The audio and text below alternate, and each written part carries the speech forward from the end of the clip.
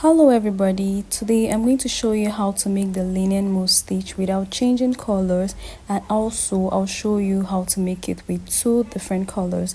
The only thing I don't like about the color change is the fact that we'll have a lot of yarn tails to weave in at the end. Overall, this is a really nice stitch. So I'm going to be using a size 4.0mm hook, a pair of scissors, and two different colors of yarn. To begin, I'm going to make a slip knot. So I'm just going to take the yarn, wrap it around my finger just like that, and make a cross. Then I'm going to bring it out. So now I have a loop. Then I'm going to insert my crochet hook into that loop and pull a loop from behind, and pull it through gently into that loop just like this. And I have my chain. Okay, so we're starting with 20 chains. So to make one chain, I'm just going to yarn over and pull it through that loop that's already on the hook. Okay, so yarn over and pull it through the loop that's already on the hook. Yarn over and pull through just like this, and I'm going to make 20 chains. So go ahead and make 20 chains and come back, then I'll tell you what to do next.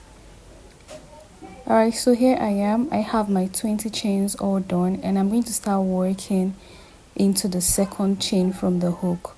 So here's the first chain, and I'm going to work into the second one, which is this one. So I'm going to be working single crochet stitches. So skip that very first chain, and into the second one make a single crochet stitch.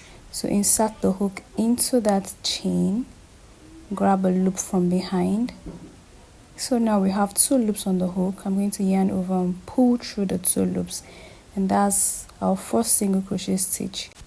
Chain one, then I'm going to skip one chain and make a single crochet stitch into the next chain. Okay, so skip this one, and into the next one I'm going to make a single crochet stitch. Chain one, and then skip one chain, and into the next one make a single crochet stitch. Chain one, skip the next chain, and into the following one I'm going to make a single crochet stitch. Okay, chain one, skip the next one, and into the following one make a single crochet stitch. And this is the pattern that we are going to repeat until we get to the end of the chains. Okay, so continue, and I will come back to show you what to do next. So I am at the end now, and I have two chains left. I'm just going to go into the last one and make a single crochet stitch. Okay, then I'm going to chain one. Now I'm going to turn my work this way, and for this row I'll be working into the chain one spaces. So that's the first chain one space. I'm going to go into it and make a single crochet stitch, chain one.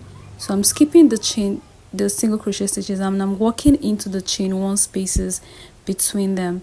So make a single crochet stitch, chain one, and now go into the next chain one space, make a single crochet stitch, chain one, and then I'll go into the next chain one space and repeat the same thing until I get to the end of the row.